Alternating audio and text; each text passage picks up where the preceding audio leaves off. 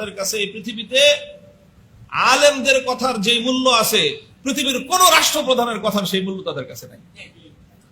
Donald ট্রাম্পকে গণার time তাদের নাই। সত্যিকার অর্থেই ডোনাল্ড ট্রাম্প যখন দেখতেছেন যে আগ্রম বাগ্রম করতেছে, পত্রিকায় আসে যে বাগরাম ঘাঁটি দখল করবে, এই করবে সেই করবে, হুমকি টুমকি দিতেছে, ওখানে তারা এখনো পর্যন্ত এটা নিয়ে আলোচনা করার টাইম পায় নাই।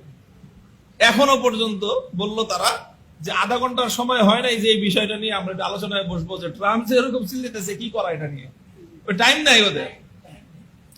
কিন্তু দুনিয়ার আলেম সমাজ যদি তাদেরকে একটা কথা বলে, তাহলে সেই আলেম সমাজের কথা রাষ্ট্রপ্রধানের সর্বোচ্চ পর্যায় থেকে সর্বনিম্ন পর্যায় পর্যন্ত প্রত্যেকটা মানুষ সেই কথা শুনে, প্রত্যেকটা দায়িত্বশীল রাষ্ট্রীয় পর্যায়ের সবাই সেই কথা শুনে। আপনি চিন্তা করতে পারেন যে একটা মানুষ, সাধারণ একটা মানুষ, আমরা তো বাংলাদেশের কোন রাষ্ট্রীয় কোনো দায়িত্বশীল না, কোন মন্ত্রী না, কোন এমপি না, কিছুই না। সাধারণ কি পরিচয়? আমার একজন আলেমের পরিচয়। 6 দিনের মধ্যে পররাষ্ট্রমন্ত্রী থেকে নিয়ে শুরু করে 7 জন মন্ত্রী, প্রধান বিচারপতি সহ আমাদের সাথে বৈঠক করেছে। আপনি জানতো বাংলাদেশের একটা মন্ত্রীকে আরেকটা যে কোনো দেশে পাঠান, যে একজন বাংলাদেশের একজন অতিথি 6 দিনের মধ্যে প্রধান পররাষ্ট্রমন্ত্রী, প্রধান বিচারপতি সহ 7 জন মন্ত্রীর সাথে 6 দিনে বৈঠক করবে, এমন পৃথিবীর কোন দেশ আছে কিনা? কেন করে তারা এটা? কারণ তারা সারা দুনিয়ার আলেম সমাজকে চায় যে তোমরা কোরআন হাদিসের বিষয় দিক দৃষ্টিতে আমাদেরকে পরামর্শ দাও, আমাদেরকে দুনিয়ার কোরআন হাদিসের দৃষ্টিতে যে কোনো কথা আমরা শুনতে প্রস্তুত আছি। এই কথার জন্য তারা আমাদেরকে সময় দিয়েছে, সুযোগ দিয়েছে। আমরাও বলেছি মন খুলে। আমরা দেখেছি সেখানে দারিদ্র আছে, অভাব আছে, কারণ সারা দুনিয়া এখনো পর্যন্ত তাদেরকে কোনো সুযোগ দিচ্ছে না, অ্যাক্সেস দিচ্ছে না। কিন্তু এই দারিদ্র এবং অভাবের মধ্যেও এই গোটা পাহাড় ঘেরা এমন একটা দেশ, যেই দেশের লক্ষ লক্ষ মানুষের কাছে অস্ত্র আছে, এবং সাধারণ এই পিস্তল আর বন্দুক না, AK-40 কত নাম আমরা তো নামও জানি না, রাইফেল, বড় বড় অস্ত্র, সকল মানুষের হাতে হাতে অস্ত্র। অথচ বিগত 4 বছরের মধ্যে একটা এই ধরনের কোন অস্ত্র নিয়ে সংঘাতের ঘটনা নাই, একটা ডাকাতির ঘটনা নাই, একটা লুটপাটের ঘটনা নাই, একটা মানুষের বাড়িতে লুটপাট চালাবে এমন কোন ঘটনা নাই। বলেন তো আমাদের দেশে যদি 10 লক্ষ মানুষের কাছে এরকম অস্ত্র থাকতো, এই দেশে কি অবস্থা হতে পারে? দেশের মধ্যে বসবাস করার পরিবেশ থাকতো? কোরআনী শাসন মানুষকে এমন ভাবে সেখানে নিরাপত্তা প্রতিষ্ঠিত করেছে, রাত 2টা 3টা 4টার সময় এক প্রান্ত থেকে পাহাড়ি রাস্তা, আমরা এক এলাকায় গেলাম, একেবারে প্রায় 500 কিলোমিটার দূরত্বের অবস্থা কাবুল থেকে, 500 কিলোমিটার, রাত 8টার সময় রওনা করছে, আস্তে আস্তে রাত 2টা বাজছে, পাহাড় আর পাহাড়, পাহাড় আর পাহাড়, পাহাড়ের ভিতর দিয়ে আসলাম।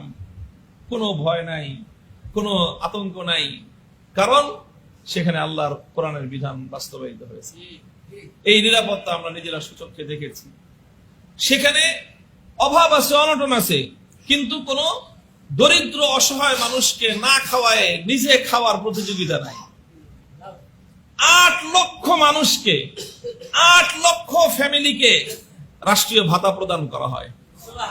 ইয়েতিম, বিধবা, চাই সেই ইয়েতিম বিধবা মুজাহিদদের সন্তানরা হোক, এমনকি যারা তাদের শত্রু ছিল বিগত 20 বছর, সেই শত্রু যারা এদের বিরুদ্ধে যুদ্ধ করেছে, শত্রু যুদ্ধ করতে গিয়ে মারা গেছে, সেই শত্রুর ইয়েতিম এবং সেই শত্রুর বিধবা স্ত্রীকে তারা রাষ্ট্রের পক্ষ থেকে ভাতা দেয়।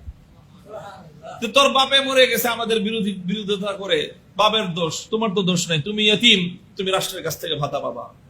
তুমি বিধবা, তোমার স্বামী আমাদের শত্রু ছিল, কিন্তু তুমি তো আমার শত্রু না, তুমি বিধবা, তুমি রাষ্ট্রের কাছ থেকে ভাতা পাবা। শত্রু মিত্র ভেদাভেদ ছাড়া প্রায় 1 মিলিয়ন মানুষকে কমসে কম মাসে $100। $100 বাংলাদেশে কত হয় বলেন? হ্যাঁ, 12,000 টাকা হয় প্রায়। বাংলাদেশে প্রায় 12,000 টাকা হয় $100। ওখানকার মুদ্রার দাম অনেক বেশি আমাদের চেয়ে।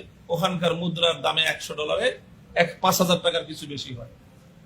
কমসে কম $100, বেশি আরো $200-300 পর্যন্ত। এবার হিসাব করে দেখেন যে 1 মিলিয়ন মানুষকে যদি প্রতি মাসে মিনিমাম $100 করে দেওয়া লাগে, তাহলে কত টাকা খরচ হয় হিসাব করে দেখেন।